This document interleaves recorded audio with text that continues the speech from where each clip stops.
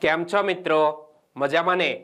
એજ્યુ સફરના weekly current અફેરના mega લેક્ચરમાં આપ સર્વ મિત્રોનું હાર્દિક સ્વાગત છે. ગત અઠવાડિયે કચ્છના શૈક્ષણિક પ્રવાસ અર્થે જવાનું થયું, એટલા માટે તમને સમયસર કરંટ અફેરનો વિડીયો પ્રોવાઈડ કરી શક્યો નથી, એ માટે ક્ષમા ચાહું છું. આપણે આ મેગા લેક્ચરની અંદર 25 ડિસેમ્બરથી લઈને 31 ડિસેમ્બર સુધીની મહત્વપૂર્ણ ઘટનાઓને કવર કરવાના છીએ. એક બે દિવસની અંદર મિત્રો ગત સપ્તાહના કરંટ અફેરના વિડીયોને પણ તમારી સમક્ષ મૂકવાનો પ્રયાસ કરીશું. તો એજ્યુ સફર સાથે જોડાયેલા રહીશો. અને હવે ગુજરાત સરકાર દ્વારા જુદા જુદા સંવર્ગની ભરતીઓની જાહેરાત કરવામાં આવી છે, એટલે કે ટૂંક સમયમાં ભરતી આવનાર છે. તો એની અંદર કરંટ અફેરના પણ ઘણા બધા પ્રશ્નો પૂછાવાના છે. અને એજ્યુ સફરની આ ચેનલ ઉપર તમે વિશ્વાસ રાખજો, કારણ કે 5 વર્ષના અનુભવના આધારે હું કહી શકું છું કે અમારા વિડીયોમાંથી કરંટ અફેર કવર થઈ ગયું છે. ઓકે, તો ચાલો વધારે તમારો સમય ન લેતા આપણે કરંટ અફેર ઉપર આવીએ. અમારી ચેનલ ઉપર નવા છો, ચેનલને સબસ્ક્રાઇબ નથી કરી તો સબસ્ક્રાઇબ કરી લેજો, વિડીયોને લાઈક આપી દેજો, અને વચ્ચે કોઈક પ્રશ્ન પૂછું તો કોમેન્ટ સેક્શનની અંદર તેનો જવાબ તમારે આપવાનો છે. ઓકે, ચાલો શરૂઆત કરીએ પહેલા પ્રશ્નથી. વાઇબ્રન્ટ કાંકરિયા કાર્નિવલ 2023નું ઉદ્ઘાટન કોના દ્વારા કરવામાં આવ્યું હતું? તો વાઇબ્રન્ટ કાંકરિયા કાર્નિવલ 2023નું ઉદ્ઘાટન આપણા ગુજરાતના વર્તમાન મુખ્યમંત્રી ભૂપેન્દ્રભાઈ પટેલના હસ્તે કરવામાં આવ્યું હતું. તો શું મિત્રો તમે જાણો છો કે આ કાંકરિયા કાર્નિવલની શરૂઆત આપણા ગુજરાતમાં ક્યારે થયેલી? તો આપણે વર્ષ યાદ રાખીશું. વર્ષ 2008માં કાંકરિયા કાર્નિવલની શરૂઆત કરવામાં આવેલી. અને તત્કાલીન મુખ્યમંત્રી કોણ હતા? નરેન્દ્રભાઈ મોદીએ આ કાંકરિયા કાર્નિવલની શરૂઆત કરેલી. અને મિત્રો આ 2023નું વર્ષ ચાલી રહ્યો છે. અને આ કાંકરિયા કાર્નિવલ દર વર્ષે આયોજિત કરવામાં આવે છે. કયા મહિનામાં? ડિસેમ્બર મહિનાના અંતિમ સપ્તાહમાં. ખાસ કરીને 25 ડિસેમ્બર થી 31 ડિસેમ્બર દરમિયાન આ વાઇબ્રન્ટ કાંકરિયા કાર્નિવલ આયોજિત થાય છે. અને એ તો તમને ખ્યાલ જ છે કે ક્યાં આયોજિત થાય છે? કાંકરિયા તળાવ. મિત્રો કાંકરિયા તળાવ ક્યાં આવેલું છે? અમદાવાદમાં. સરસ મજાનું જાણે પ્લે ગ્રાઉન્ડ હોય એવા ગોળ આકારમાં તે છે. અને વચ્ચે વળી પાછો એક નાનકડો બગીચો પણ છે, જેને નગીના વાડી તરીકે ઓળખવામાં આવે છે. અને આ નગીના શબ્દ છે એ ઉર્દુ ભાષાનો શબ્દ છે, અને જેનો અર્થ થાય છે સુંદર. તો ચાલો એના વિશે વાત કરીએ કે ગુજરાતના મુખ્યમંત્રી શ્રી ભૂપેન્દ્રભાઈ પટેલે અમદાવાદ મ્યુનિસિપલ કોર્પોરેશન દ્વારા આયોજિત વાઇબ્રન્ટ કાંકરિયા કાર્નિવલ 2023નું ઉદ્ઘાટન કર્યું હતું. અને આ કાંકરિયા કાર્નિવલ 25 ડિસેમ્બરથી 31 ડિસેમ્બર સુધી યોજવામાં આવ્યો. વાઇબ્રન્ટ કાંકરિયા કાર્નિવલ 2023ની થીમ શું રાખવામાં આવી? વસુધૈવ કુટુંબકમ.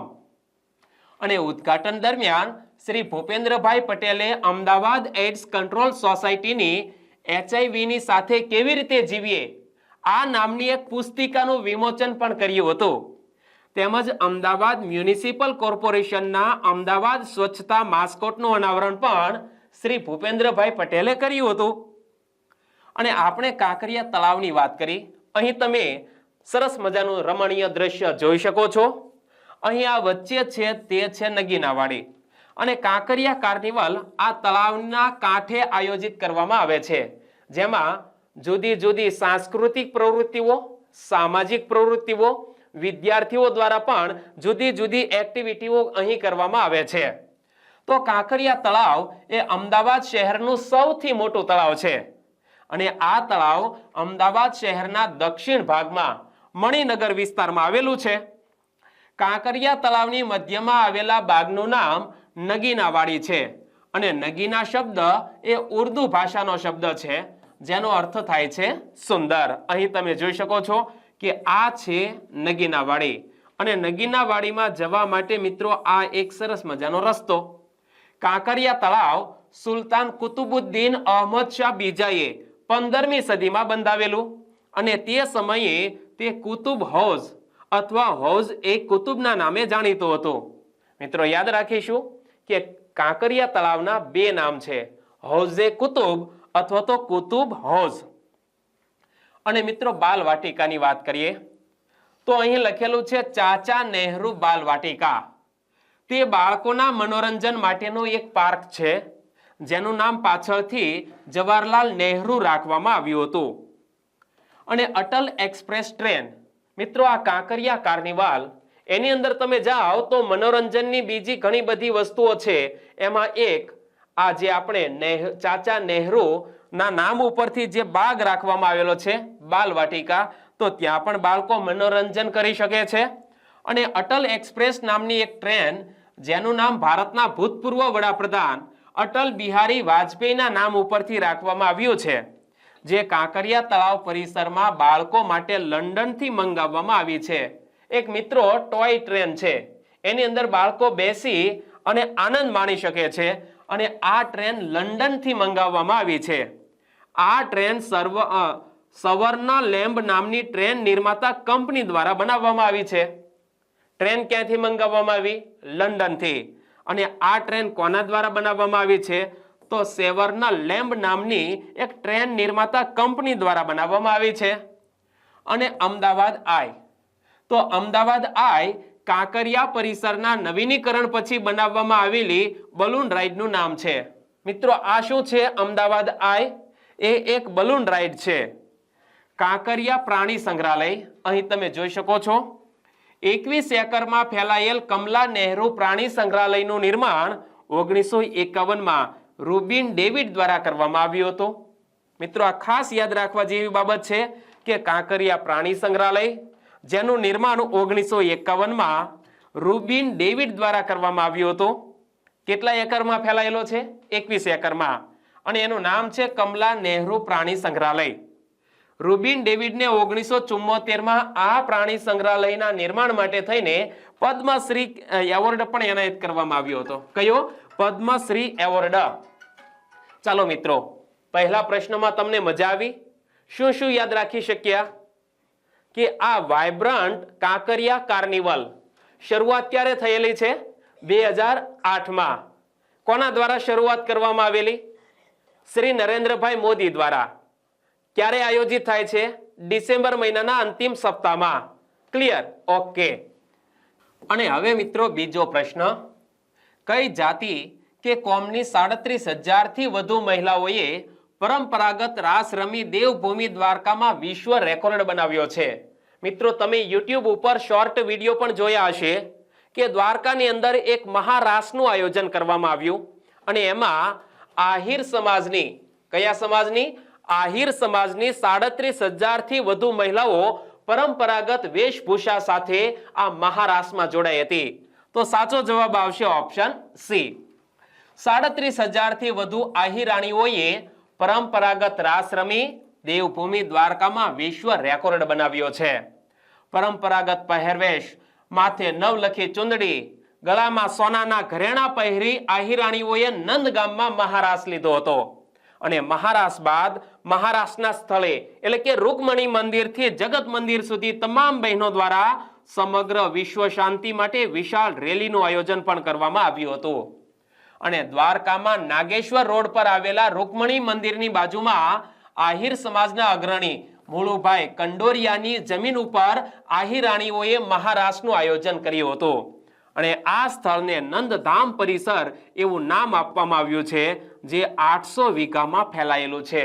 મિત્રો એક વિશ્વ રેકોર્ડ બનાવવામાં આવ્યો છે આહિર સમાજની મહિલાઓ દ્વારા. અહીં તમે જોઈ શકો છો કે 37,000થી વધુ આહિરાણીઓ એમના પરંપરાગત વેશભૂષા સાથે આ રાસમાં જોડાય છે. અને આ આયોજન ક્યાં કરવામાં આવ્યું છે?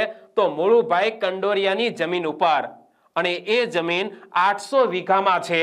અને એ જે સ્થળ કે જ્યાં રાસ રમવામાં આવ્યો તે નંદધામ પરિસર તરીકે હવે ઓળખવામાં આવશે.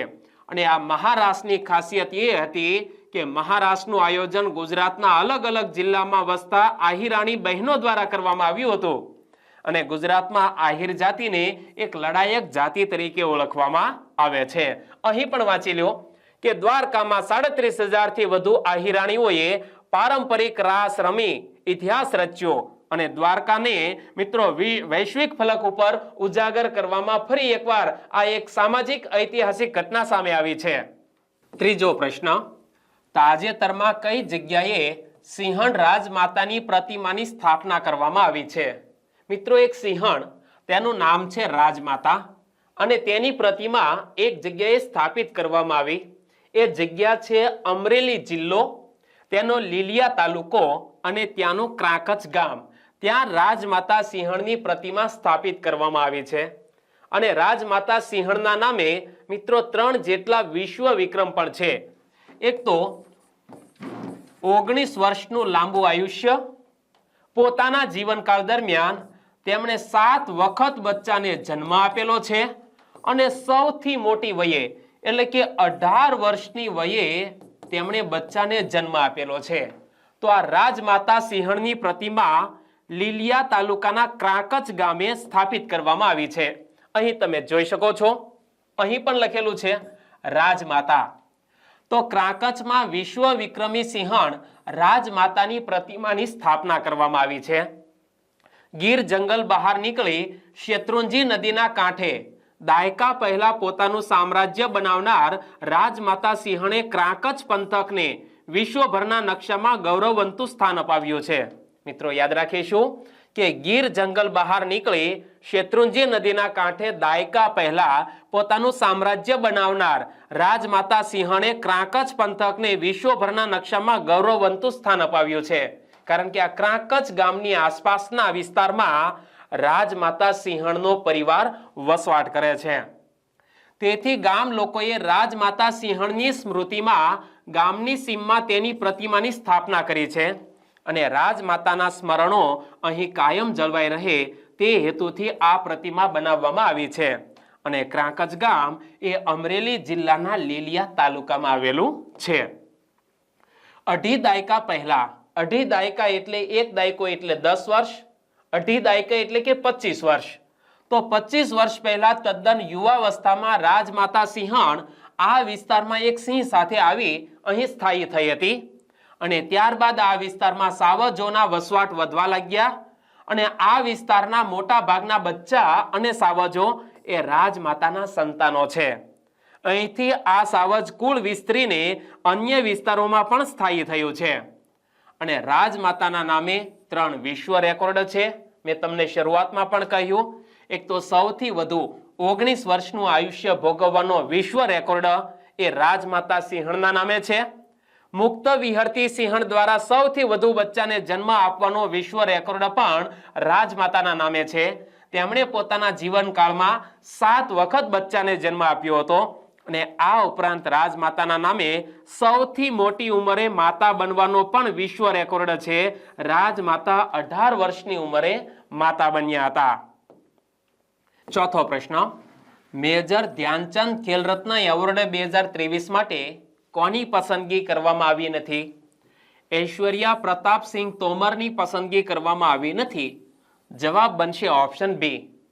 બાકી 2 બેડમિન્ટન શટલર છે, એમાં એક છે સાત્વિક સાંઈરાજ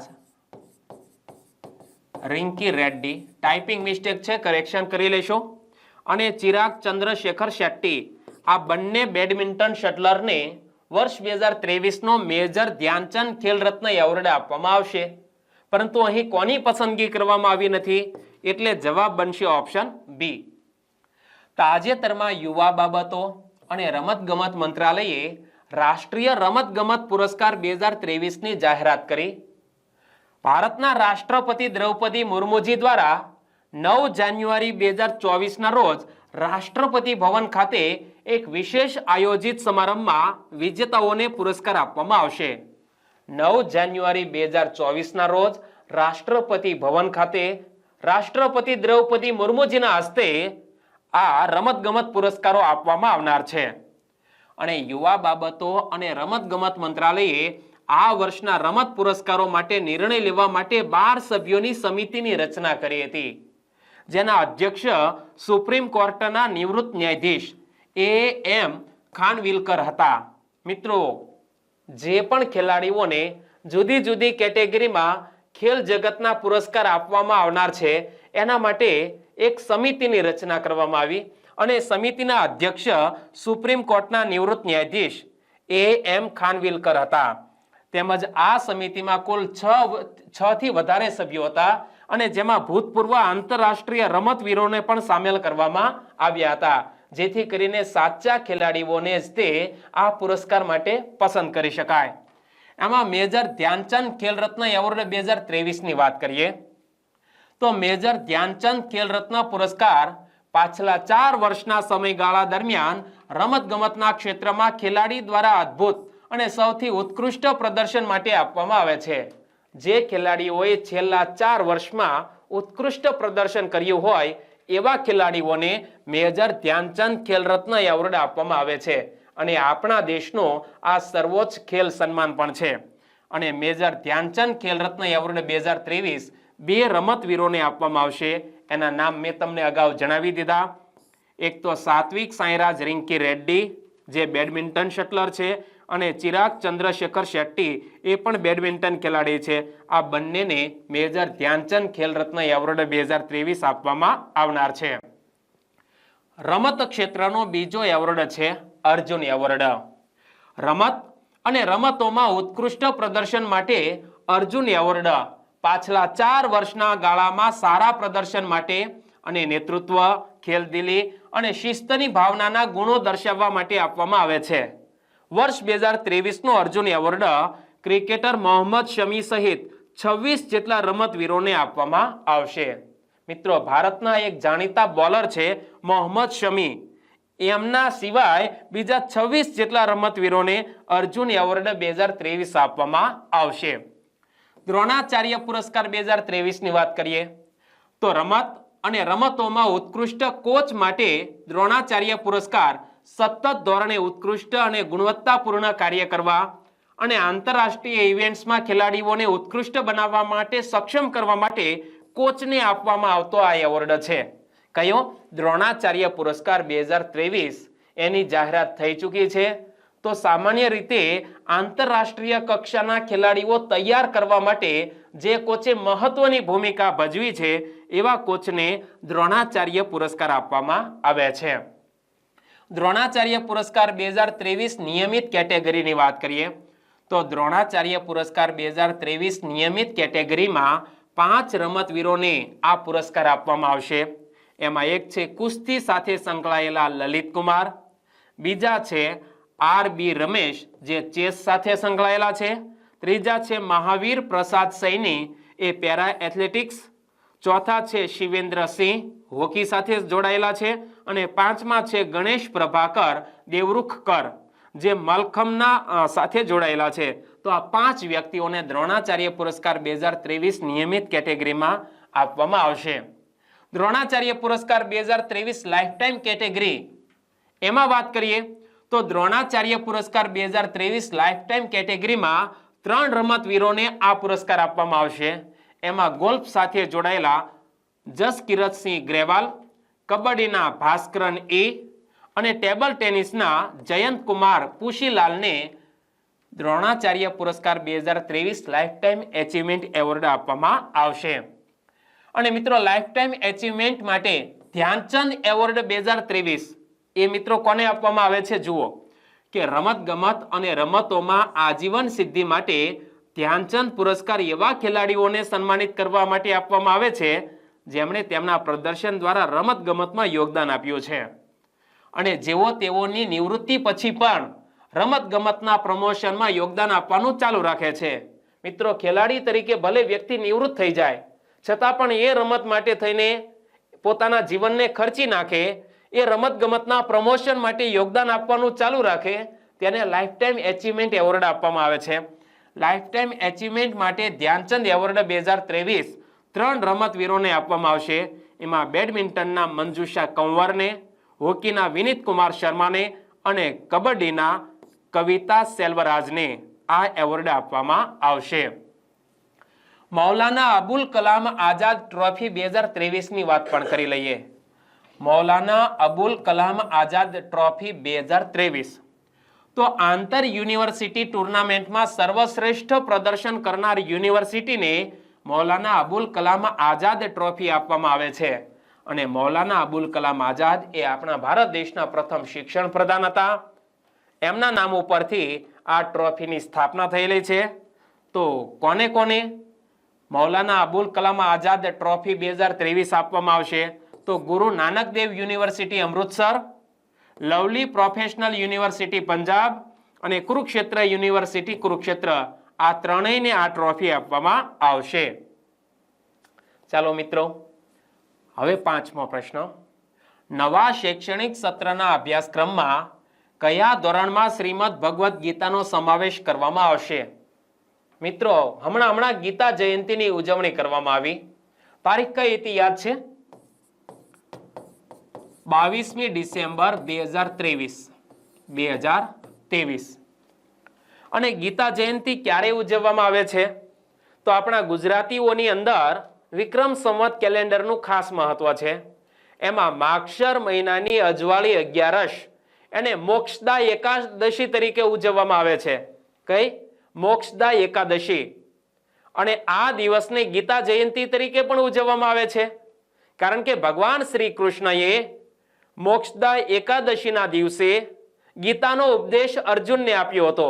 એટલા માટે આ દિવસ ગીતા જયંતિ તરીકે પણ ઉજવાય છે. તો નવા શૈક્ષણિક સત્રના અભ્યાસક્રમમાં ધોરણ 6 થી 8માં શ્રીમદ ભગવદ્ ગીતાનો સમાવેશ કરવામાં આવશે. સાચો જવાબ છે ઓપ્શન એ. ગીતા જયંતિના દિવસે ગુજરાતના શિક્ષણ વિભાગે નવા શૈક્ષણિક સત્રથી ધોરણ 6 થી 8માં શ્રીમદ ભગવદ્ ગીતાને અભ્યાસમાં સમાવેશ કરવાની જાહેરાત કરી હતી.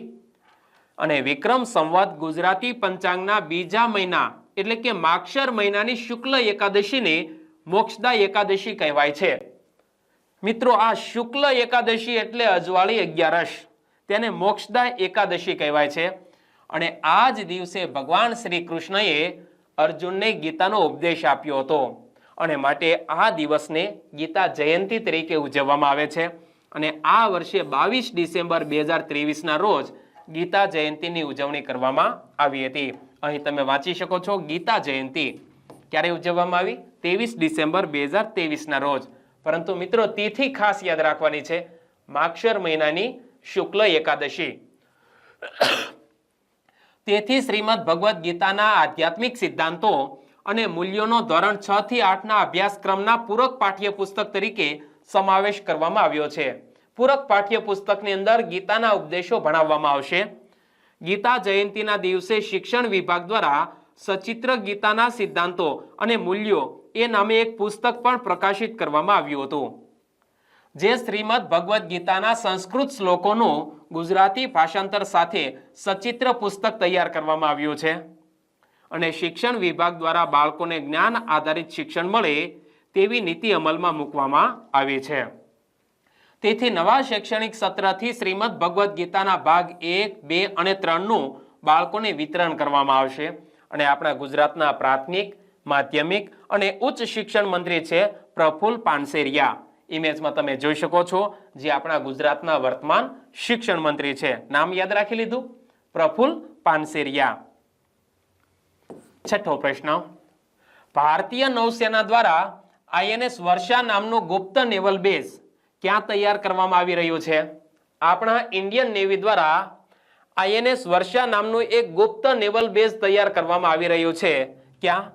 કેરળ રાજ્યમાં. સાચો જવાબ છે ઓપ્શન બી. ભારતીય નૌસેના દ્વારા INS વર્ષા નામનું ગુપ્ત નેવલ બેઝ તૈયાર કરવામાં આવી રહ્યું છે. ગુપ્ત નેવલ બેઝ INS વર્ષામાં ભારતની પરમાણુ સબમરીન રાખવામાં આવશે. મિત્રો, એક ગુપ્ત નેવલ બેઝ તૈયાર કરવામાં આવી રહ્યું છે. એ ક્યાં હશે કોઈને ખબર નહીં હોય. અને INS વર્ષામાં ભારતની પરમાણુ સબમરીન ત્યાં સ્થાપિત કરવામાં આવશે. ગુપ્ત નેવલ બેઝ INS વર્ષા પર પરમાણુ સબમરીનને કોઈ પણ જોઈ શકશે નહીં, કારણ કે તેને અંડરગ્રાઉન્ડ તૈયાર કરવામાં આવી રહ્યું છે. એટલે કે પાણીની અંદર INS વર્ષા તૈયાર કરવામાં આવી રહ્યું છે. અને એની અંદર આપણા ભારતની પનડુબ્બીઓ એટલે કે સબમરીનો હશે.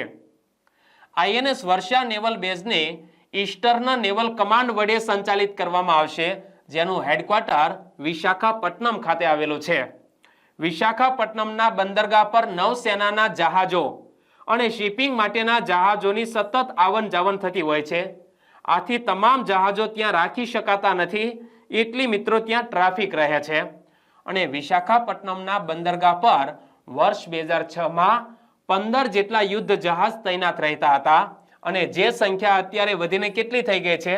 46 જેટલી થઈ ગઈ છે. અને આઈએનએસ વર્ષા નેવલ બેઝમાં ઓછામાં ઓછી 8 થી 12 સબમરીન રાખવામાં આવશે. આઈએનએસ વર્ષાનું બાંધકામ પ્રોજેક્ટ વર્ષા હેઠળ કરવામાં આવી રહ્યું છે. મિત્રો, પાણીની અંદર અંડરગ્રાઉન્ડ આ નેવલ બેઝ તૈયાર કરવામાં આવી રહ્યું છે અને એની અંદર ઓછામાં ઓછી 8 થી 12 જેટલી સબમરીન રાખવામાં આવશે. આ ગુપ્ત નેવલ બેઝ રામબીલી વિશાખાપટ્ટનમમાં બનાવવામાં આવી રહ્યું છે. ક્યાં? આંધ્રપ્રદેશ રાજ્યના વિશાખાપટ્ટનમના રામબીલી મુકામે આ નેવલ બેઝ બનાવવામાં આવી રહ્યું છે. અને નવયુગ એન્જિનિયરિંગ કંપની લિમિટેડને વર્ષ 2017માં વર્ષા પ્રોજેક્ટ માટે કોન્ટ્રાક્ટ આપવામાં આવ્યો હતો. તો કઈ કંપની આ પાણીની અંદરનું નેવલ બેઝ બનાવી રહી છે, જેનું નામ છે આઈએનએસ વર્ષા? નવયુગ એન્જિનિયરિંગ કંપની લિમિટેડ આ કામ કરી રહી છે. અને મિત્રો, અહીં ઇન્ડિયન નેવીની વાત આવી તો તમારા માટે કેટલીક ફેક્ટ બાબતો જે મેં તમને અગાઉ કીધેલી. એક તો ભારતીય નૌસેના વર્તમાન વડા કોણ છે? બોલો જોઈએ. Admiral R Harikumar. ભારતીય નૌસેનાની સ્થાપના ક્યારે થઈ છે? બોલો જોઈએ. 26મી જાન્યુઆરી 1950. અને મિત્રો, ભારતીય નૌસેનાના પિતા તરીકે કોને ઓળખવામાં આવે છે? બોલો બોલો. છત્રપતિ શિવાજી મહારાજને. અને ભારતીય નૌસેનાનું આદર્શ વાક્ય શું છે? શમ નો વરુણઃ. ઓકે. અને હેડક્વાર્ટર ક્યાં આવેલું છે? દિલ્હી મુકામે. ઓકે. 7મો પ્રશ્ન. ભારત દેશના કયા રાજ્યમાં કોવિડ JN1 નો પ્રથમ સબ વેરિયન્ટ મળી આવ્યો છે? ભારત દેશના કયા રાજ્યમાં કોવિડ JN1 નો પ્રથમ સબ વેરિયન્ટ મળી આવ્યો છે? કેરળ રાજ્યમાં. સાચો જવાબ છે ઓપ્શન ડી. ભારત દેશના કેરળ રાજ્યમાં કોવિડ JN1 નો પ્રથમ સબ વેરિયન્ટ મળી આવ્યો છે, જે તિરુવનંતપુરમ જિલ્લાના કારાકુલમમાંથી RT-PCR પોઝિટિવ સેમ્પલમાં સબ વેરિયન્ટ મળી આવ્યો હતો. તેથી કેન્દ્રીય આરોગ્ય સચિવ સુધાંશ પંતે તમામ રાજ્યો અને કેન્દ્ર શાસિત પ્રદેશોને પત્ર દ્વારા કોવિડની સ્થિતિ પર સતત સતર્ક રહેવા માટે જણાવ્યું હતું. ફરી એકવાર જોઈ લઈએ કે ભારત દેશના કેરળ રાજ્યમાં કોવિડ JN1 નો પ્રથમ સબ વેરિયન્ટ મળી આવ્યો છે, જે તિરુવનંતપુરમ જિલ્લાના કારાકુલમમાંથી RT-PCR પોઝિટિવ સેમ્પલમાં આ સબ વેરિયન્ટ મળી આવ્યો. અને તેથી કેન્દ્રીય આરોગ્ય સચિવ સુધાંશ પંતે તમામ રાજ્યો અને કેન્દ્ર શાસિત પ્રદેશોને પત્ર દ્વારા કોવિડની સ્થિતિ ઉપર સતત સતર્ક રહેવા માટે જણાવ્યું હતું. JN1 વેરિયન્ટ પહેલીવાર સપ્ટેમ્બર 2023માં યુનાઇટેડ સ્ટેટ્સ એટલે કે અમેરિકામાં જોવા મળ્યો હતો. અને ભારતના કેરળ રાજ્યમાં JN1 એ 8 ડિસેમ્બર 2023ના રોજ મળી આવ્યો હતો, જેમાં 79 વર્ષીય મહિલા ઇન્ફ્લુએન્ઝા જેવી બીમારીના હળવા લક્ષણોનો અનુભવ કરવામાં આવેલો કેસ તેમાં નોંધાયો હતો. JN1 એ ઝડપથી ફેલાય છે, રોગ પ્રતિકારક શક્તિ ટાળવાની તે ક્ષમતા ધરાવે છે. JN1 ને ઓમિક્રોન BA.2.86 અથવા પિરોલાના સબ વેરિયન્ટ તરીકે ઓળખવામાં આવે છે. 8મો પ્રશ્ન. નીચેનામાંથી કયું વિધાન સાચું છે? તાજેતરમાં ખેલો ઇન્ડિયા યુથ ગેમ્સનું માસ્કોટ, જર્સી, થીમ સોંગ વગેરે લોન્ચ કરવામાં આવ્યા છે. એને લઈને આ પ્રશ્ન સામે આવ્યો છે. અનુરાગસિંહ ઠાકોરે ચેન્નઈ, તમિલનાડુમાં ખેલો ઇન્ડિયા યુથ ગેમ્સની 6ઠ્ઠી આવૃત્તિનું ઉદ્ઘાટન કર્યું હતું. વિધાન બિલકુલ સાચું. ખેલો ઇન્ડિયા યુથ ગેમ્સની 6ઠ્ઠી આવૃત્તિનો માસ્કોટ વીરા મંગાઈ છે. આ બંને વિધાન બિલકુલ સાચા છે. તો આપણો જવાબ બની જશે ઓપ્શન સી, બંને સાચા છે.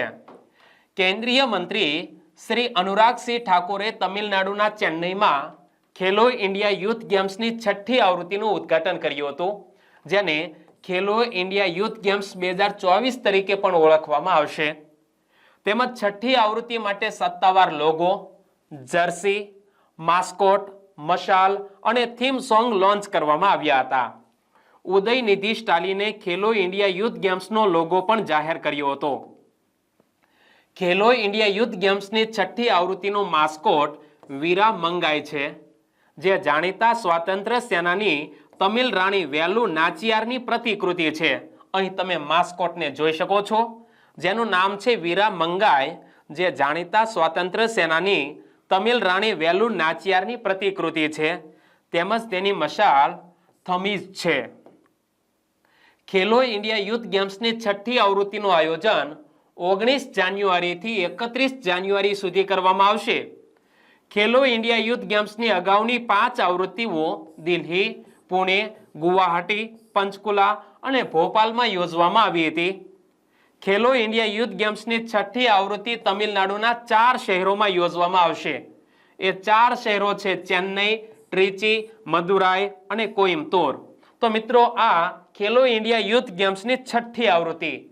તો મને એક પ્રશ્ન આવ્યો યાદ કે ખેલો ઇન્ડિયા યુથ ગેમ્સની પ્રથમ આવૃત્તિ ક્યાં આયોજિત કરવામાં આવી હતી? દિલ્હી મુકામે. અને ખેલો ઇન્ડિયા યુથ ગેમ્સમાં દિલ્હી મુકામે જે પ્રથમ આવૃત્તિ આયોજિત થઈ, એમાં મેડલ ટેલીમાં પ્રથમ ક્રમે રહ્યું છે હરિયાણા, બીજા ક્રમે રહ્યું હતું મહારાષ્ટ્ર અને ત્રીજા ક્રમે રહ્યું હતું દિલ્હી. આ મિત્રો પ્રથમ આવૃત્તિ હતી. ગત વર્ષે 5મી આવૃત્તિ આયોજિત થઈ 2023માં. ક્યાં આયોજિત થઈ? અગાઉ વાત કરી દીધી, મધ્યપ્રદેશના ભોપાલમાં આયોજિત થઈ. અને એમાં મેડલ ટેલીમાં વાત કરીએ તો પ્રથમ ક્રમે રહ્યું હતું મહારાષ્ટ્ર, બીજા ક્રમે રહ્યું હતું હરિયાણા અને ત્રીજા ક્રમે રહ્યું હતું મધ્યપ્રદેશ. 9મો પ્રશ્ન, નીચેનામાંથી કોને 6ઠ્ઠા રવિન્દ્રનાથ ટાગોર સાહિત્ય પુરસ્કારથી સન્માનિત કરવામાં આવ્યા છે? તો 2 લેખકો, એમાં એક છે સુકૃતા પોલ કુમાર અને બીજા છે અભિજીત બેનર્જી. આ બંનેને 6ઠ્ઠા રવિન્દ્રનાથ ટાગોર સાહિત્ય પુરસ્કારથી સન્માનિત કરવામાં આવ્યા છે. તો આપણો જવાબ આવશે ઓપ્શન ડી, બંનેને આ પુરસ્કાર આપવામાં આવ્યો છે. સૌ પ્રથમ આપણે સુકૃતા પોલ કુમારની વાત કરીએ તો સુકૃતા પોલ કુમારને તેમના પુસ્તક મીઠું અને મરી પસંદગીની કવિતાઓ માટે 6ઠ્ઠા રવિન્દ્રનાથ ટાગોર સાહિત્ય પુરસ્કારથી સન્માનિત કરવામાં આવ્યા છે. અને સુકૃતા પોલ કુમારને $5000 અમેરિકી ડોલરનો રોકડ પુરસ્કાર, રવિન્દ્રનાથ ટાગોરની પ્રતિમા અને એક પ્રમાણપત્ર પુરસ્કાર સ્વરૂપે આપવામાં આવ્યું હતું. તેમજ સામાજિક કલ્યાણ માટે નોબેલ પુરસ્કાર વિજેતા અભિજીત બેનર્જીને પણ 6ઠ્ઠા રવિન્દ્રનાથ ટાગોર સાહિત્ય પુરસ્કારથી સન્માનિત કરવામાં આવ્યા છે. રવિન્દ્રનાથ ટાગોર સાહિત્ય પુરસ્કાર સાહિત્યિક શ્રેષ્ઠતાને પ્રોત્સાહન આપવા સાહિત્યિક અને સામાજિક એ બંને ક્ષેત્રમાં આપવામાં આવે છે. રવિન્દ્રનાથ ટાગોર સાહિત્ય પુરસ્કારની સ્થાપના અમેરિકામાં રહેતા પ્રકાશક પીટર બુંડાલો દ્વારા 2018માં કરવામાં આવી હતી. રવિન્દ્રનાથ ટાગોર સાહિત્યિક પુરસ્કારની સ્થાપના અમેરિકા સ્થિત પ્રકાશક પીટર બુંડાલો દ્વારા 2018માં કરવામાં આવી હતી. અને રવિન્દ્રનાથ ટાગોર પુરસ્કાર વિશ્વ શાંતિ, સાહિત્ય, કલા, શિક્ષણ અને માનવ અધિકાર માટે કરેલા કાર્યોને પ્રોત્સાહન આપવા માટે આપવામાં આવે છે. તો મિત્રો, તમારા માટે એક પ્રશ્ન કે રવિન્દ્રનાથ ટાગોરને સાહિત્ય ક્ષેત્રનો નોબેલ પુરસ્કાર પ્રાપ્ત થયો છે, તો કઈ કૃતિની રચના માટે થઈને તેમને આ પુરસ્કાર પ્રાપ્ત થયો? એનો જવાબ નીચે કમેન્ટ બોક્સમાં તમારે લખવાનો છે. 10મો પ્રશ્ન, પાલીતાણામાં આચાર્ય જિનેશ્વર સુરીજીના સન્માનમાં 1000 રૂપિયાના ચાંદીના સિક્કાનું અનાવરણ કોણે કર્યું હતું? પાલીતાણા મિત્રો એક જૈન તીર્થ છે અને એની અંદર ઘણા બધા મંદિરોનો સમૂહ એ શેત્રુંજય પર્વત ઉપર આવેલો છે. કદાચ તમે પ્રવાસે ગયા હશો તો આ પાલીતાણા જૈન તીર્થ તમે જોયું હશે. કયા ભગવાન ત્યાં બિરાજે છે નીચે કમેન્ટ બોક્સમાં લખજો, આગળ વાત કરવાનો છું. ઓકે, તો પાલીતાણામાં આચાર્ય જિનેશ્વર સુરીજીના સન્માનમાં 1000 રૂપિયાના ચાંદીના સિક્કાનું અનાવરણ ગુજરાતના રાજ્યપાલ આચાર્ય દેવવ્રતના હસ્તે કરવામાં આવ્યું? તો સાચો જવાબ છે ઓપ્શન એ. જુઓ, પાલીતાણામાં ખરતર ગચ્છ આયોજિત સહસ્ત્રાબ્દી મહોત્સવમાં ગુજરાતના રાજ્યપાલ આચાર્ય દેવવ્રતે આચાર્ય જિનેશ્વર સુરીજીના સન્માનમાં 1000 રૂપિયાના ચાંદીના સિક્કા અને એક ટપાલ ટિકિટનું અનાવરણ કર્યું હતું. ફરી એકવાર વાંચી લઈએ કે પાલીતાણામાં ખરતર ગચ્છ આયોજિત સહસ્ત્રાબ્દી મહોત્સવમાં ગુજરાતના રાજ્યપાલ આચાર્ય દેવવ્રતે આચાર્ય જિનેશ્વર સુરીજીના સન્માનમાં 1000 રૂપિયાના ચાંદીના સિક્કા અને ટપાલ ટિકિટનું અનાવરણ કર્યું હતું. ભારતીય ચલણમાં આ માત્ર ત્રીજો બનાવ છે કે ₹1000ની કિંમતનો ચલણી સિક્કો અનાવરણ કરવામાં આવ્યો હોય. આ અગાઉ 2 સિક્કા અનાવરણ કરાયા. તેમાં એક સિક્કો 2010ના વર્ષમાં બૃહદેશ્વર મંદિરનો હતો અને બીજો સિક્કો ₹1000ના ચલણી સિક્કો એ 2015માં જગન્નાથપુરીમાં નાબાકલેબારાના ધાર્મિક ચિહ્નો સાથેનો હતો. અને મિત્રો, આ ત્રીજો સિક્કો અનાવરણ કરવામાં આવ્યો. પાલીતાણામાં આ ધાર્મિક મહોત્સવમાં આજથી 1000 વર્ષ પહેલા રાજા દુર્લભના દરબારમાં જિનેશ્વર સુરીજીએ શાસ્ત્રાર્થમાં વિજય પ્રાપ્ત કરી સિદ્ધાંતો પ્રસ્થાપિત કર્યા હતા. એ ઘટનાને લઈને આ ચાંદીનો સિક્કો અનાવરણ કરવામાં આવ્યો છે. કઈ ઘટના? તો કે પાલીતાણામાં આ ધાર્મિક મહોત્સવમાં આજથી 1000 વર્ષ પહેલા રાજા દુર્લભના દરબારમાં જિનેશ્વર સુરીજીએ શાસ્ત્રાર્થમાં વિજય પ્રાપ્ત કરી સિદ્ધાંતો પ્રતિસ્થાપિત કર્યા હતા અને તેથી 1000 વર્ષ પૂર્ણ થવા પર આ ઉજવણી થઈ રહી છે.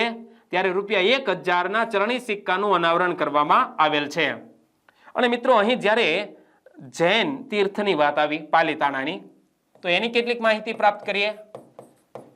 પાલીતાણા મિત્રો, અહીં એક જૈન આચાર્ય થઈ ગયા, જૈન આચાર્ય, જેનું નામ છે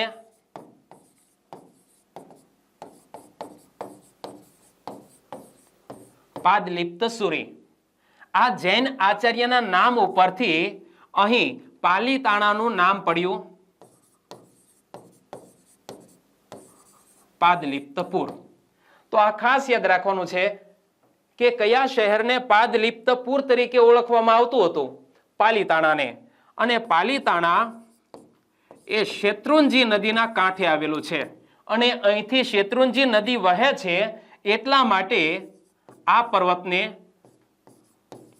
શેત્રુંજય પર્વત તરીકે ઓળખવામાં આવે છે. અને મેં તમને શરૂઆતમાં પ્રશ્ન પૂછ્યો હતો કે અહીં પાલીતાણામાં જે 24 જૈન તીર્થકરો થઈ ગયા, એમાંથી કયા ભગવાન બિરાજે છે?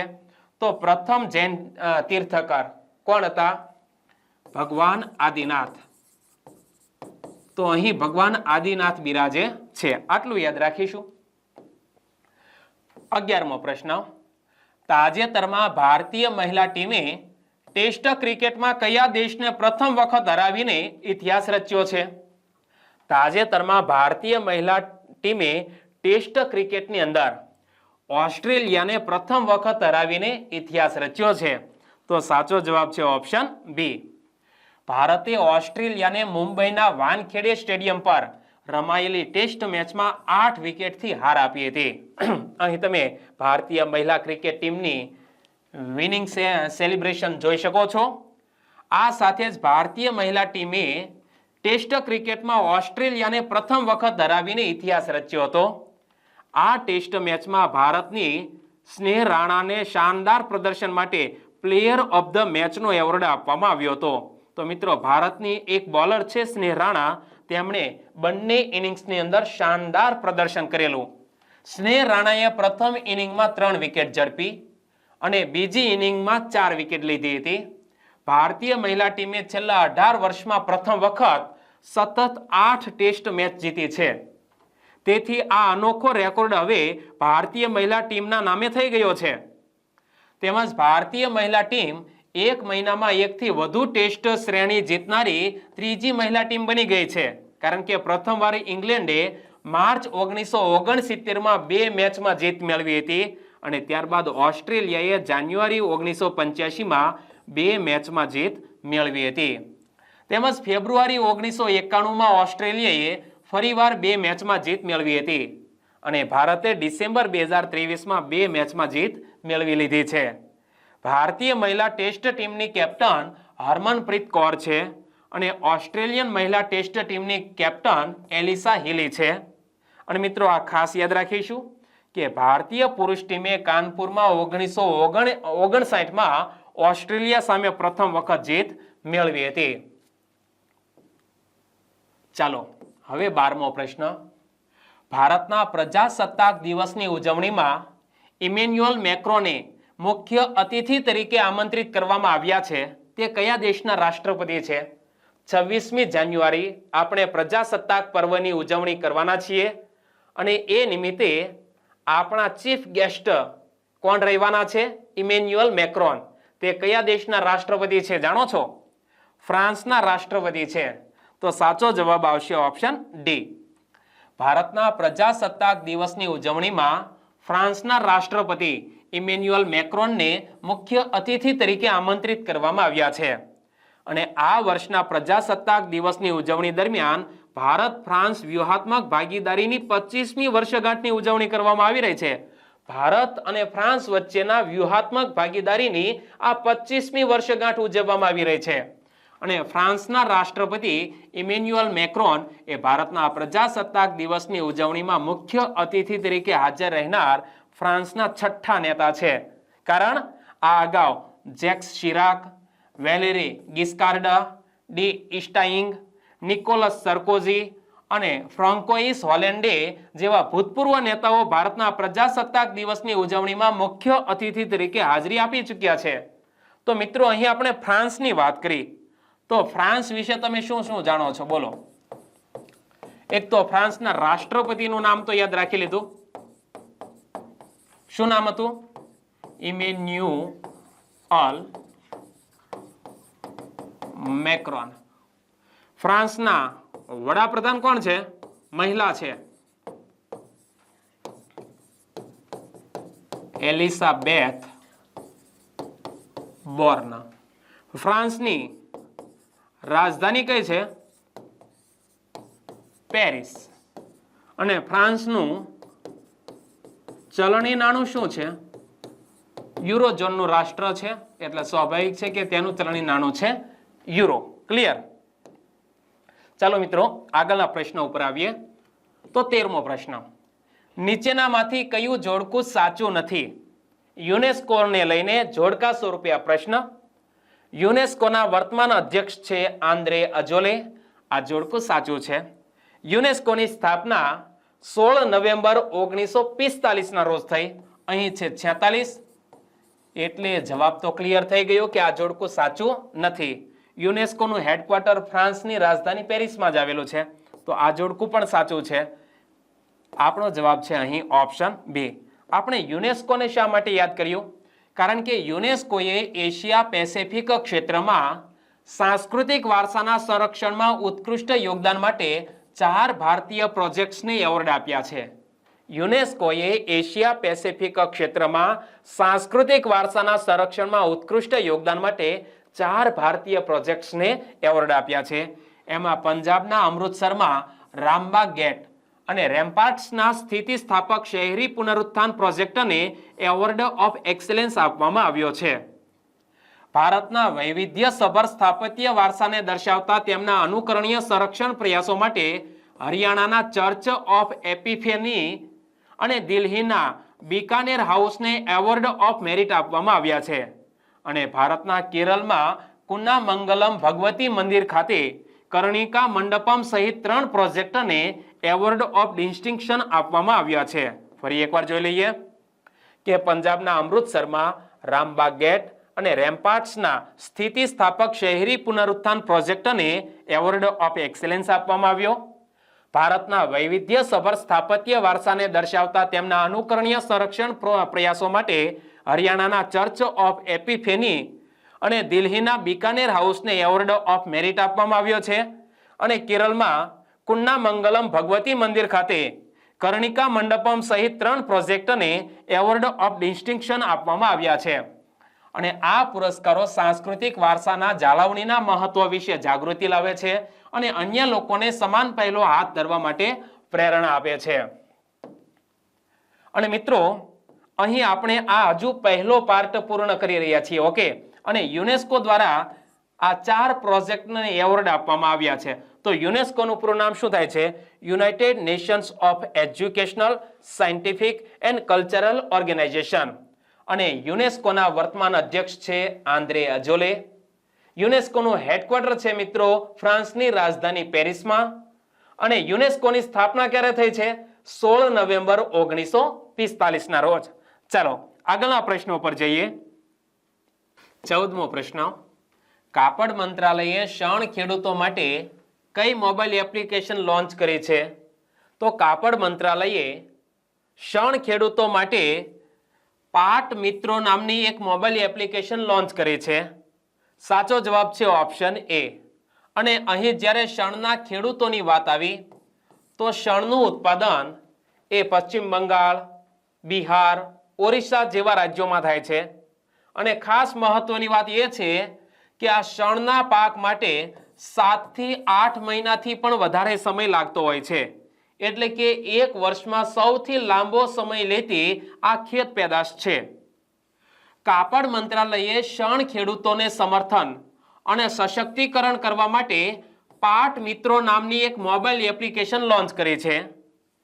જ્યુટ સિમ્પોઝિયમમાં કાપડ મંત્રાલયના સચિવ રચના શાહ દ્વારા આ એપ્લિકેશનનું ઉદ્ઘાટન કરવામાં આવ્યું હતું. એપ્લિકેશનનું નામ છે પાટ મિત્રો. જે શણના ઉત્પાદન સાથે જોડાયેલા ખેડૂતો છે એમને સમર્થન આપવા માટે થઈને પાટ મિત્રો નામની મોબાઈલ એપ્લિકેશન લોન્ચ કરવામાં આવી છે. કોના દ્વારા? કાપડ મંત્રાલયના સચિવ રચના શાહ દ્વારા. The Jute Corporation of India limited દ્વારા વિકસિત આ એપ્લિકેશન શણના ખેડૂતોને લઘુત્તમ ટેકાના ભાવો એટલે કે મિનિમમ સપોર્ટિંગ પ્રાઇસ અને કૃષિ વિજ્ઞાન વિશે આવશ્યક માહિતી પ્રદાન કરવા માટે બનાવવામાં આવી છે. પાટ મિત્રો નામની મોબાઈલ એપ્લિકેશન એ 6 જેટલી ભાષાઓમાં ઉપલબ્ધ છે. જેમાં મિનિમમ સપોર્ટિંગ પ્રાઇસ અને કૃષિ માહિતીઓ ઉપરાંત આ એપ્લિકેશનમાં જ્યુટ ગ્રેડેશન પેરામીટર્સ, જ્યુટ આઈકેર જેવી ખેડૂત યોજના, હવામાનની આગાહી તેમજ જ્યુટ કોર્પોરેશન ઓફ ઇન્ડિયા લિમિટેડના ખરીદ કેન્દ્રોના સ્થાનો અને પ્રાપ્તિ નીતિઓ વિશેની માહિતી પણ સામેલ કરવામાં આવી છે. The Jute Corporation of India લિમિટેડની સ્થાપના 1971માં ભારત સરકાર દ્વારા એજન્સી તરીકે શણની ખેતી કરનારાઓને લઘુત્તમ ટેકાના ભાવ પ્રદાન કરવાના વિશિષ્ટ હેતુ સાથે કરવામાં આવી હતી. ખાસ યાદ રાખીશું કે the Jute Corporation of India લિમિટેડની સ્થાપના 1971માં ભારત સરકાર દ્વારા એક એજન્સી તરીકે શણની ખેતી કરનારાઓને લઘુત્તમ ટેકાના ભાવ પ્રદાન કરવાના વિશિષ્ટ હેતુ સાથે કરવામાં આવી હતી. અને Jute Corporation of India Limited શણની ખેતી માટે જાણીતા 7 રાજ્યોમાં કાર્યરત છે. એ 7 રાજ્યો કયા કયા? તો પશ્ચિમ બંગાળ, બિહાર, આસામ, મેઘાલય, ત્રિપુરા, ઓરિસ્સા અને આંધ્રપ્રદેશ. આ 7 રાજ્યોની અંદર શણની ખેતી કરવામાં આવે છે. અને આપણા કાપડ મંત્રાલયના સચિવ કોણ છે? રચના શાહ. તેમણે પાટ મિત્રો નામની મોબાઈલ એપ્લિકેશન લોન્ચ કરી છે. અહીં તમે રચના શાહને જોઈ શકો છો. 15મો પ્રશ્ન. પંડિત મદન મોહન માલવિયાની collected works of Pandit Madan Mohan માલવિયાના 11 ખંડોની પ્રથમ કૃતિનું વિમોચન કોણે કર્યું હતું? જેમને મહામના તરીકે ઓળખવામાં આવે છે, જેમણે કાશી હિન્દુ વિશ્વવિદ્યાલયની સ્થાપના કરેલી છે, એવા વ્યક્તિ એટલે પંડિત મદન મોહન માલવિયા. તેમની collected works of Pandit Madan Mohan માલવિયાના 11 ખંડોની પ્રથમ કૃતિનું વિમોચન વડાપ્રધાન શ્રી નરેન્દ્રભાઈ મોદીના હસ્તે કરવામાં આવ્યું. તો સાચો જવાબ છે ઓપ્શન સી, નરેન્દ્રભાઈ મોદી. વડાપ્રધાન શ્રી નરેન્દ્રભાઈ મોદીએ નવી દિલ્હીમાં વિજ્ઞાન ભવનમાં આયોજિત એક કાર્યક્રમમાં પંડિત મદન મોહન માલવિયાની collected works of Pandit Madan Mohan માલવિયાના 11 ખંડોની પ્રથમ કૃતિનું વિમોચન કર્યું હતું. આ વિમોચન પંડિત મદન મોહન માલવિયાની 162મી જન્મ જયંતિના રોજ કરવામાં આવ્યું હતું. અને પંડિત મદન મોહન માલવિયાની 162મી જન્મ જયંતિ 25મી ડિસેમ્બર 2023ના રોજ ઉજવવામાં આવી. અને 25મી ડિસેમ્બર એ અટલ બિહારી વાજપેયીજીનો જન્મદિવસ પણ છે. 11 ખંડોની આ દ્વિભાષી કૃતિ એ લગભગ 4000 પાનાઓની છે. અત્યારે આ કૃતિ અંગ્રેજી અને હિન્દી ભાષામાં ઉપલબ્ધ છે. તેમાં પંડિત મદન મોહન માલવિયાના લખાણો, ભાષણોનો સંગ્રહ છે, તેમજ તેમના અપ્રકાશિત પત્રો, લેખો અને ભાષણોનો સમાવેશ આ કૃતિમાં કરવામાં આવ્યો છે. આ કૃતિમાં સામેલ ભાષણો, પત્રો અને લખાણની વાત કરીએ તો 1903 અને 1910ની વચ્ચે આગ્રા અને અવધના સંયુક્ત પ્રાંતોની વિધાન પરિષદમાં આપવામાં આવેલા તેમના ભાષણોનો સમાવેશ કરવામાં આવ્યો છે. રોયલ કમિશન સામે આપવામાં આવેલા નિવેદનોનો પણ તેમાં સમાવેશ કરવામાં આવ્યો છે. અને 1910 અને 1920ની વચ્ચે ઇમ્પિરિયલ લેજિસ્લેટિવ કાઉન્સિલમાં બિલોની રજૂઆત દરમિયાન આપવામાં આવેલા તેમના ભાષણો પણ આ કૃતિમાં સામેલ કરવામાં આવ્યા છે. બનારસ હિન્દુ યુનિવર્સિટીના સ્થાપના પહેલા અને પછી લખાયેલા પત્રો, લેખો અને ભાષણો એનો પણ મિત્રો સમાવેશ છે. અને 2023 થી 2025ની વચ્ચે તેમણે લખેલી એક ડાયરી એ આ 11 ખંડોમાં સામેલ કરવામાં આવેલી છે. તો આ મિત્રો ખાસ યાદ રાખીશું, પંડિત મદન મોહન માલવિયા, જેમણે બનારસ હિન્દુ યુનિવર્સિટીની સ્થાપના કરેલી છે, જેને મિત્રો કાશી હિન્દુ વિશ્વવિદ્યાલય તરીકે પણ ઓળખવામાં આવે છે. અને ખાસ યાદ રાખીશું, પંડિત મદન મોહન માલવિયાને મહામના તરીકે પણ ઓળખવામાં આવે છે. 16મો પ્રશ્ન, પાકિસ્તાનમાં બુનેર બેઠક પર લોકસભાની ચૂંટણી માટે ઉમેદવારી નોંધાવનાર પ્રથમ હિન્દુ મહિલાનું નામ જણાવો. પાકિસ્તાનમાં બુનેર બેઠક પર લોકસભાની ચૂંટણી માટે ઉમેદવારી નોંધાવનાર પ્રથમ હિન્દુ મહિલાનું નામ છે ડોક્ટર સવીરા. સાચો જવાબ છે ઓપ્શન ડી. ડોક્ટર સવીરા પ્રથમ હિન્દુ મહિલા છે કે જે પાકિસ્તાનમાં ખૈબર પ્રાંતના બુનેર બેઠક પર લોકસભાની ચૂંટણી લડવા જઈ રહી છે. ઇમેજમાં તમે જોઈ શકો છો. પાકિસ્તાનમાં 8 ફેબ્રુઆરી 2024ના રોજ ચૂંટણી યોજાવા જઈ રહી છે. ક્યારે? 8 ફેબ્રુઆરી 2024ના રોજ પાકિસ્તાનમાં લોકસભાની ચૂંટણી થવા જઈ રહી છે. અને એમાં ખૈબર પ્રાંતના બુનેર બેઠક ઉપરથી પ્રથમ હિન્દુ મહિલાએ પોતાની ઉમેદવારી નોંધાવી છે, જેનું નામ છે ડોક્ટર સવીરા. ડોક્ટર સવીરાએ PK25 જનરલ બેઠક પર ઉમેદવારી નોંધાવી છે. તેમજ હાલમાં તે આ જિલ્લાની PPP પાર્ટીની જનરલ સેક્રેટરી પણ છે. 2022માં સવીરાએ અબોટાબાદ ઇન્ટરનેશનલ મેડિકલ કોલેજમાંથી MBBS નો અભ્યાસ કર્યો હતો. સવીરાએ જણાવ્યું હતું કે મેં સરકારી હોસ્પિટલોમાં કામ કર્યું, એ જોઈને મને લાગ્યું કે આ સ્થિતિને બદલવા માટે ચૂંટણી લડવી જરૂરી છે કે જેથી હું સત્તા મેળવીને કોઈ નિર્ણય લઈ શકું. અને ડોક્ટર સવીરા બુનેર જિલ્લામાંથી ચૂંટણી લડનારી પ્રથમ મહિલા છે. તેમજ માત્ર 25 વર્ષની વયે તે ચૂંટણી લડવા જઈ રહી છે, તેથી સૌથી યુવા મહિલા ઉમેદવાર પણ તે બની ગઈ છે. અને મિત્રો અહીં આપણે પાકિસ્તાનની વાત કરી તો પાકિસ્તાનના વર્તમાન રાષ્ટ્રપતિ કોણ છે? બોલો જોઈએ. રાષ્ટ્રપતિ છે આરિફ અલ્વી. વડાપ્રધાન છે અનવર ઉલ હક કાકર. અને રાજધાની એ તો યાદ જ હશે, ઇસ્લામાબાદ. અને ચલણી નાણું છે પાકિસ્તાની રૂપિયો. ક્લિયર? ઓકે. 17મો પ્રશ્ન, ભારતના પ્રથમ સાયબર ઓપરેશન એન્ડ સિક્યુરિટી સેન્ટરનું ઉદ્ઘાટન ક્યાં કરવામાં આવ્યું છે? ભારતના પ્રથમ સાયબર ઓપરેશન એન્ડ સિક્યુરિટી સેન્ટરનું ઉદ્ઘાટન ચંદીગઢ મુકામે કરવામાં આવ્યું. સાચો જવાબ છે ઓપ્શન બી. ચંદીગઢમાં અમિત શાહે કુલ ₹368 કરોડના નવા પ્રોજેક્ટનું ઉદ્ઘાટન કર્યું હતું. તેમજ 32 કરોડ રૂપિયાના 3 મહત્વાકાંક્ષી પ્રોજેક્ટનો પણ શિલાન્યાસ અમિત શાહજીએ કર્યો. અને આ દરમિયાન અમિત શાહે ચંદીગઢ પોલીસની કારના કાફલાને પણ લીલી ઝંડી આપી હતી, જેની કુલ કિંમત 3.75 કરોડ રૂપિયા છે.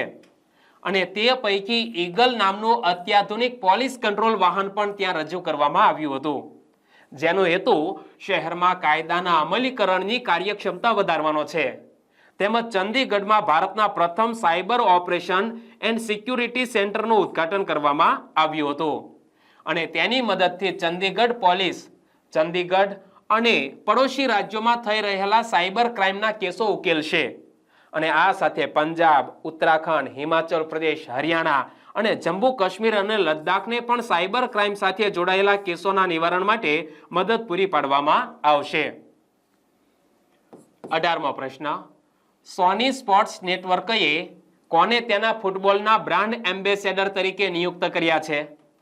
તો સોની સ્પોર્ટ્સ નેટવર્કએ તાજેતરમાં કાર્તિક આર્યનને તેના ફૂટબોલના બ્રાન્ડ એમ્બેસેડર તરીકે નિયુક્ત કર્યા છે.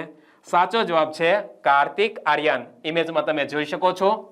સોની સ્પોર્ટ્સ નેટવર્કએ કાર્તિક આર્યનને તેમના સત્તાવાર ફૂટબોલના બ્રાન્ડ એમ્બેસેડર તરીકે નિયુક્ત કર્યા છે અને જેનો પ્રાથમિક ઉદ્દેશ્ય શું છે? ફૂટબોલને વિશાળ ભારતીય પ્રેક્ષકોની નજીક લાવવાનો અને વિવિધ પેઢીઓમાં રમત પ્રત્યેના જુસ્સાને પ્રોત્સાહન આપવાનો છે. કાર્તિક આર્યનની સ્ટાર પાવર અને ફૂટબોલ પ્રત્યેના પ્રેમનો લાભ લઈને સોની સ્પોર્ટ્સ નેટવર્કનો ઉદ્દેશ્ય તેમની ફૂટબોલ સામગ્રી માટે જોડાણ અને દર્શકોની સંખ્યા વધારવાનો છે. સોની સ્પોર્ટ્સ નેટવર્ક 5 ફિલ્મોમાં આર્યનને દર્શાવતા યોર હોમ ઓફ ફૂટબોલ અભિયાનની શરૂઆત સાથે આ ભાગીદારીની શરૂઆત કરી રહી છે, જેમાં પ્રતિષ્ઠિત ટુર્નામેન્ટ અને લીગની 900 થી વધુ લાઈવ મેચોનો સમાવેશ થાય છે, જેમાં UEFA Euro 2024, UEFA Champions League, UEFA Europe League અને Conference League, UEFA Nations League, દ્વિરાંગા કપ અને રોશન સાઉદી લીગ સહિત પ્રતિષ્ઠિત ટુર્નામેન્ટો તેમાં સમાવેશ થાય છે અને લીગની 900 થી વધુ લાઈવ મેચો ત્યાં દર્શાવવામાં આવી રહી છે. 19મો પ્રશ્ન, કયા સ્થળે 1282 તબલા વાદકોએ એક સાથે તબલા વગાડીને ગિનિસ વર્લ્ડ રેકોર્ડ બનાવ્યો છે, જેને સંગીતના શહેર તરીકે ઓળખવામાં આવે છે, જ્યાં એક ભવ્ય કિલ્લો આવેલો છે? આ કિલ્લામાં આવેલા એક મહેલમાં 1282 તબલા વાદકો ભેગા થયા અને એક સાથે તબલા વગાડી ગિનિસ વર્લ્ડ રેકોર્ડ બનાવ્યો. એ શહેરનું નામ છે ગ્વાલિયર. સંગીતના શહેર એવા ગ્વાલિયરમાં આવેલા ગ્વાલિયરના કિલ્લાના ઐતિહાસિક કર્ણ મહેલમાં 1282 તબલા વાદકોએ એક સાથે તબલા વગાડીને ગિનિસ વર્લ્ડ રેકોર્ડ બનાવ્યો છે. ગ્વાલિયરમાં તાનસેન સમારોહ ઉત્સવ દરમિયાન તબલા દરબાર ખાતે 1282 તબલા વાદકોએ આ ગિનિસ વર્લ્ડ રેકોર્ડ બનાવ્યો છે. ફરી એકવાર જોઈ લઈએ કે સંગીતના શહેર ગ્વાલિયરમાં આવેલા ગ્વાલિયરના કિલ્લાના ઐતિહાસિક કર્ણ મહેલમાં 1282 તબલા વાદકોએ એક સાથે તબલા વગાડી ગિનિસ વર્લ્ડ રેકોર્ડ બનાવ્યો છે. ગ્વાલિયરમાં તાનસેન સમારોહ ઉત્સવ દરમિયાન તબલા દરબાર ખાતે 1282 તબલા વાદકોએ આ ગિનિસ વર્લ્ડ રેકોર્ડ સ્થાપિત કર્યો છે. આ કાર્યક્રમમાં ભાગ લેનારા સ્થાનિક તબલા વાદકોએ રાજા માનસિંહ તોમર મ્યુઝિક યુનિવર્સિટી ગ્વાલિયરમાંથી તાલીમ લીધી હતી, જે 1282 તબલા વાદકો અહીં કર્ણ મહેલમાં ભેગા થયા હતા. આ તમામ તબલા વાદકોએ રાજા માનસિંહ તોમર મ્યુઝિક યુનિવર્સિટી ગ્વાલિયરમાંથી તાલીમ લીધેલી છે અને મધ્યપ્રદેશના મુખ્યમંત્રી ડોક્ટર મોહન યાદવ, કેન્દ્રીય મંત્રી જ્યોતિરાદિત્ય સિંધિયા અને વિધાનસભાના અધ્યક્ષ નરેન્દ્રસિંહ તોમર પણ આ પ્રસંગે ઉપસ્થિત રહ્યા હતા. જ્યાં મધ્યપ્રદેશના મુખ્યમંત્રી ડોક્ટર મોહન યાદવે 25મી ડિસેમ્બરના રોજ મધ્યપ્રદેશમાં તબલા દિવસની વાર્ષિક ઉજવણીની જાહેરાત કરી હતી અને ગ્વાલિયરને તેની સમૃદ્ધ સાંસ્કૃતિક પ્રતિબદ્ધતા અને સર્જનાત્મકતા માટે યુનેસ્કો દ્વારા ક્રિએટિવ સિટી ઓફ મ્યુઝિક એટલે કે સંગીતના શહેર તરીકે યુનેસ્કો દ્વારા માન્યતા આપવામાં આવી છે. અહીં તમે જોઈ શકો છો કે 25મી ડિસેમ્બરને તબલા દિવસ તરીકે ડિક્લેર કરવામાં આવેલ છે અને આ માન્યતા ગ્વાલિયરમાં જન્મેલા મહાન સંગીતકાર તાનસેન સાથે શહેરના સાંસ્કૃતિક યોગદાનનો પુરાવો છે. તાનસેન સમારોહ એ ભારતના સૌથી મોટા અને સૌથી પ્રિય વાર્ષિક સંગીત ઉત્સવો પૈકીનો એક ઉત્સવ છે. તાનસેન સમારોહનું આયોજન Ustad Allauddin Khan music and art academy અને ગ્વાલિયરના જિલ્લા વહીવટી તંત્રના સહયોગથી કરવામાં આવ્યું હતું. તો મિત્રો અહીં ગ્વાલિયરની વાત આવી તો ગ્વાલિયરના કિલ્લાની કેટલીક વાત થઈ જાય. ગ્વાલિયરનો કિલ્લો. મિત્રો, એક મુગલ બાદશાહ બાબરે ગ્વાલિયરના કિલ્લાને હિંદના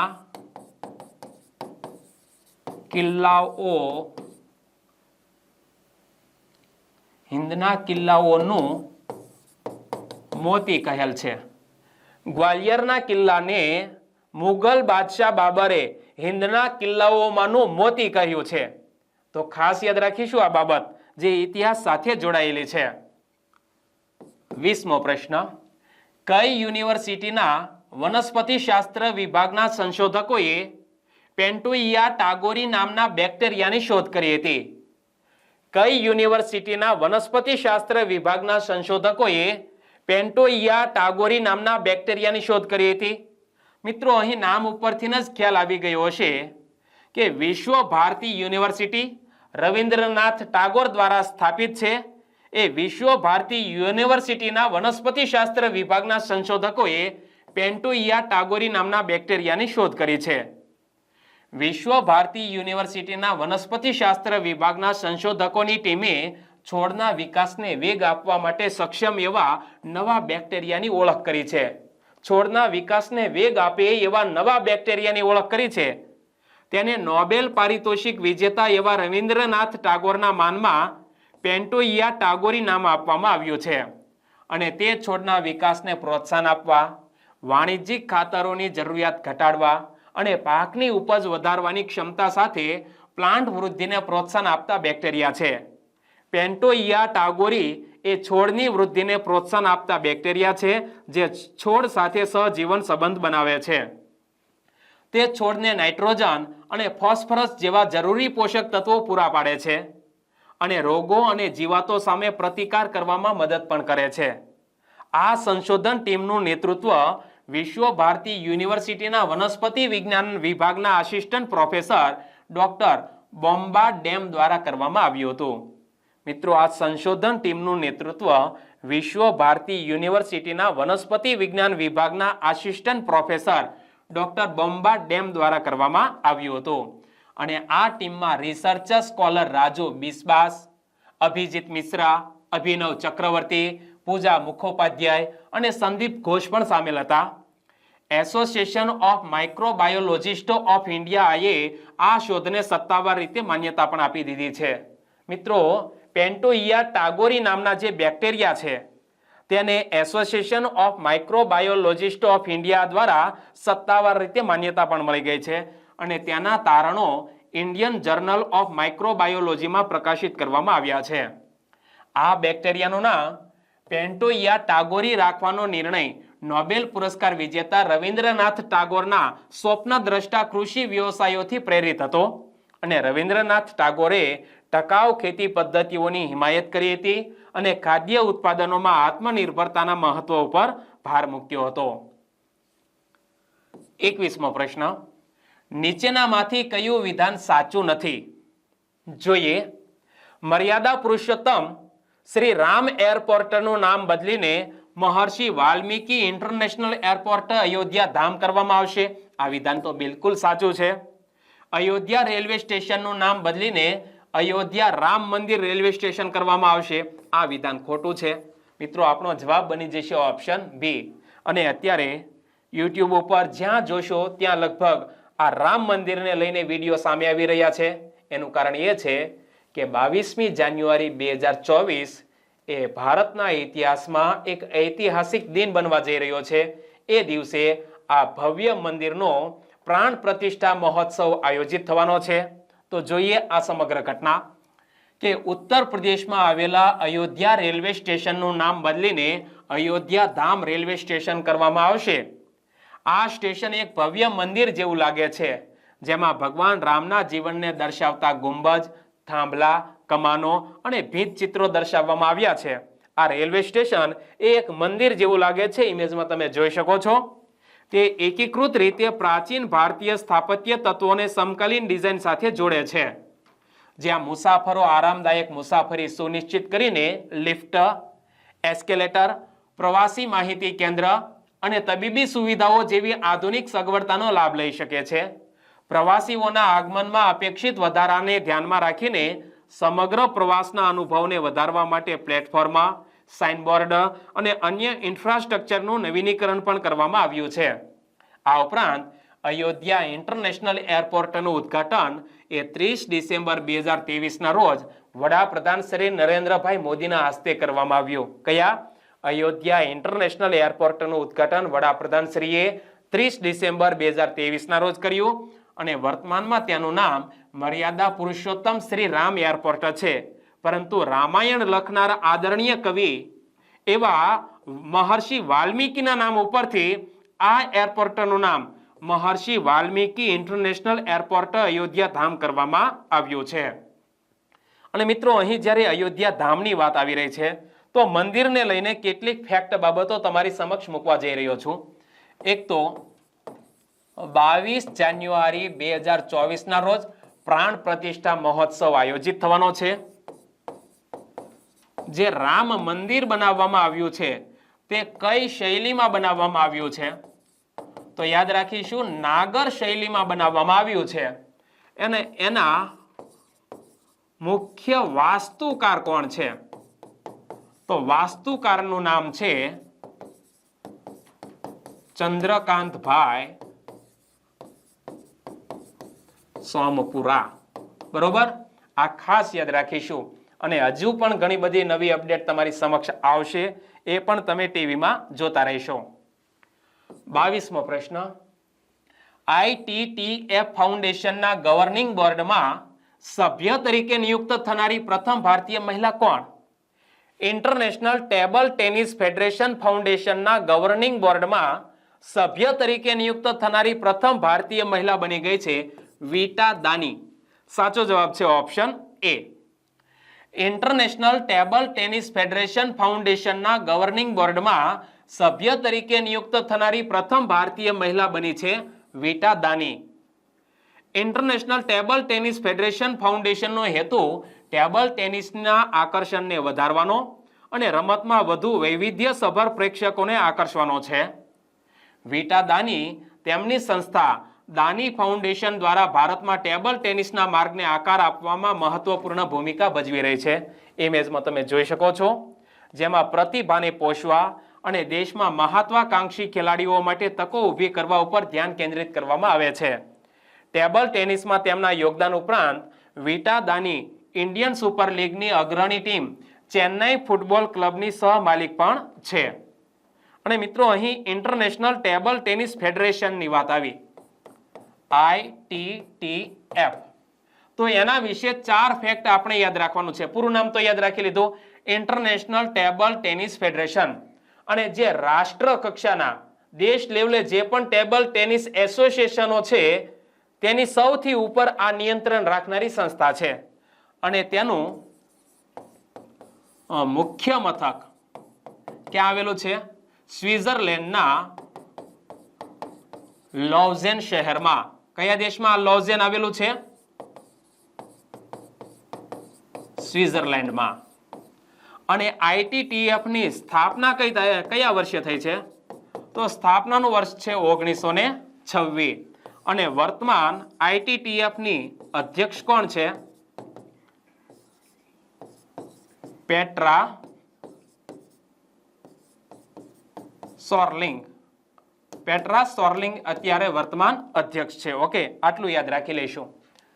23મો પ્રશ્ન, તાજેતરમાં મેડટેક મિત્ર નામના પોર્ટલને કોણે લોન્ચ કર્યું છે?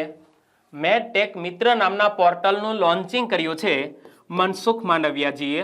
સાચો જવાબ છે ઓપ્શન સી.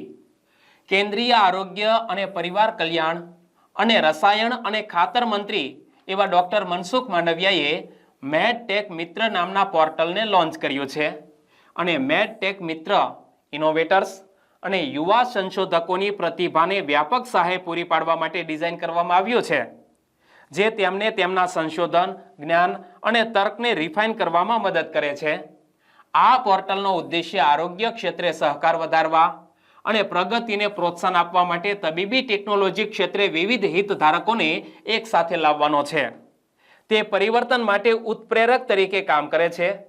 ભારતમાં આરોગ્ય સંભાળમાં પરિવર્તન લાવવા માટે સચોટ, અને ખર્ચ અસરકારક સ્વદેશી તકનીકોના ઉપયોગને પ્રોત્સાહિત કરે છે. તેમજ ડોક્ટર V.K. પોલે ઇનોવેટર્સ દ્વારા સામનો કરવામાં આવતા પડકારો અને ક્લિનિકલ મૂલ્યાંકન અને નિયમનકારી અનુપાલન માટે સમર્થન પૂરું પાડવામાં મેડટેક મિત્ર દ્વારા ભજવવામાં આવતી નિર્ણાયક ભૂમિકા ઉપર ભાર મૂક્યો છે. 24મો પ્રશ્ન, નીચેનામાંથી કયું જોડકું સાચું છે? સિમ્પલ પ્રશ્ન છે. ઉત્તર પ્રદેશની રાજધાની લખનઉ, ઉત્તર પ્રદેશના રાજ્યપાલ આનંદીબેન પટેલ અને ઉત્તર પ્રદેશના મુખ્યમંત્રી યોગી આદિત્યનાથ, આ તમામ જોડકા સાચા છે. તો જવાબ બનશે ઓપ્શન ડી. અને ઉત્તર પ્રદેશ રાજ્યને યાદ શા માટે કર્યું? કારણ કે સ્વચ્છ ઉર્જા તરફ આગળ વધવા અને આબોહવા પરિવર્તનનો સામનો કરવા માટે ઉત્તર પ્રદેશના મુખ્યમંત્રી યોગી આદિત્યનાથે અધિકારીઓને રાજ્યની ગ્રીન હાઇડ્રોજન નીતિ 2023 લાગુ કરવાનો નિર્દેશ આપ્યો છે. અને આ નીતિનો ઉદ્દેશ્ય અશ્મિભૂત ઇંધણો આશાસ્પદ વિકલ્પ એવા ગ્રીન હાઇડ્રોજનના ઉત્પાદન અને ઉપયોગને પ્રોત્સાહન આપવા અને વધારવાનો છે.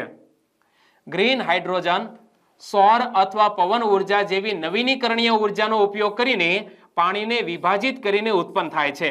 મિત્રો, ગ્રીન હાઇડ્રોજન દ્વારા બસો પણ ચાલી રહી છે, મોટરો ચલાવવામાં આવી રહી છે, નાની સરખી ટ્રેનો પણ ચલાવવામાં આવી રહી છે. અને તે સ્વચ્છ ઇંધણ છે જે દહન દરમિયાન ગ્રીન હાઉસ વાયુઓનું ઉત્સર્જન કરતું નથી. અને આ તેને નેટ શૂન્ય કાર્બન ઉત્સર્જન હાંસલ કરવા અને ગ્લોબલ વોર્મિંગની અસરોને ઘટાડવા માટે એક નિર્ણાયક પરિબળ બનાવે છે. ગ્રીન હાઇડ્રોજન નીતિ 2023 થી ગ્રીન હાઇડ્રોજન ઉત્પાદન એકમો સ્થાપિત કરતી કંપનીઓને વિવિધ લાભો આપવામાં આવશે, જેમાં રાહત દરે જમીનની ઉપલબ્ધતા, સ્ટેમ્પ ડ્યુટી અને ઇલેક્ટ્રિસિટી ડ્યુટીમાંથી મુક્તિ, મૂડી અને વ્યાજ સબસિડી અને આકર્ષક વધારાના પ્રોત્સાહનોનો સમાવેશ થાય છે. એટલે કે ગ્રીન હાઇડ્રોજન સાથે સંકળાયેલી જે કંપનીઓ છે તેને સરકાર દ્વારા ઘણી બધી બાબતોમાં સબસિડી આપવામાં આવી રહી છે. અને ઉત્તર પ્રદેશ, તો મિત્રો ઉત્તર પ્રદેશનું લખનઉ એ તેની રાજધાની છે, એ તો ખ્યાલ જ છે. રાજ્યપાલ આનંદીબેન પટેલ અને મુખ્યમંત્રી યોગી આદિત્યનાથ એની વાત કરી લીધી. ઓકે, ચાલો 25મો પ્રશ્ન, નીચેનામાંથી કયો ભૂતપૂર્વ ક્રિકેટર આંધ્રપ્રદેશની યુવા શ્રમિક રાયથુ કોંગ્રેસ પાર્ટીમાં જોડાયો છે? તો એક ભૂતપૂર્વ ક્રિકેટર છે જેનું નામ છે અંબાતી રાયડુ. તે આંધ્રપ્રદેશની યુવા શ્રમિક રાયથુ કોંગ્રેસ પાર્ટીમાં જોડાયો છે. સાચો જવાબ છે ઓપ્શન બી. ભૂતપૂર્વ ભારતીય ક્રિકેટર અંબાતી રાયડુ આંધ્રપ્રદેશના મુખ્યમંત્રી YS જગનમોહન રેડ્ડીની આગેવાની હેઠળની યુવા શ્રમિક રાયથુ કોંગ્રેસ પાર્ટીમાં જોડાયો છે. અને ભારતીય ક્રિકેટમાં તેમના યોગદાન અને ઇન્ડિયન પ્રીમિયર લીગમાં ચેન્નઈ સુપર કિંગ્સમાં તેમની ભૂમિકા માટે તે જાણીતો અંબાતી રાયડુ, તેણે 2023માં ચેન્નઈ સુપર કિંગ્સની જીત બાદ નિવૃત્તિની જાહેરાત કરી હતી. અને અંબાતી રાયડુનો જન્મ 23મી સપ્ટેમ્બર 1985ના રોજ આંધ્રપ્રદેશના ગુંટુરમાં થયો હતો. અંબાતી રાયડુએ 16 વર્ષની ઉંમરે 2002માં હૈદરાબાદ સાથે તેની ફર્સ્ટ ક્લાસ કારકિર્દીની શરૂઆત કરી હતી. અને ત્યારબાદ 2004ના ICC અંડર 19 ક્રિકેટ વર્લ્ડ કપમાં ભારતની અંડર 19 ટીમનું તેમણે નેતૃત્વ કર્યું હતું. અંબાતી રાયડુને 2012માં પ્રથમ વખત ભારતીય ટીમમાં સ્થાન આપવામાં આવ્યું હતું. તેમજ જુલાઈ 2013માં ઝિમ્બાબ્વે સામેની ODIમાં આંતરરાષ્ટ્રીય ક્રિકેટમાં તેણે પ્રવેશ કર્યો હતો.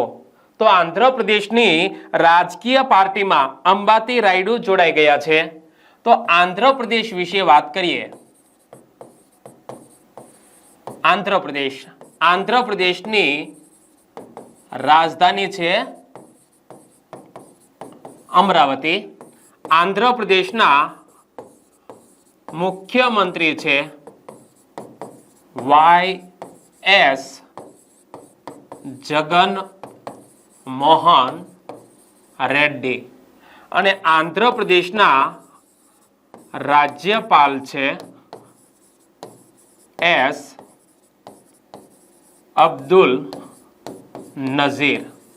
ઓકે, આટલી બાબતો આપણે યાદ રાખીશું. તો મિત્રો, અહીં આપણે 25 ડિસેમ્બરથી 31 ડિસેમ્બર સુધીના કરંટ અફેરના મેગા લેક્ચરને પૂર્ણ કરીએ છીએ. આશા રાખું છું કે ઘણું બધું નવું જાણવાનું મળ્યું હશે. વિડીયો ગમ્યો હોય તો લાઈક કરવાનું ન ભૂલતા. ટૂંક સમયમાં એટલે કે 1-2 દિવસમાં આપણે 1 જાન્યુઆરીથી 7 જાન્યુઆરી 2024ના કરંટ અફેરને પણ ભણવાના છીએ. આપનો દિવસ શુભ રહે. ટેક કેર એન્ડ જય હિન્દ.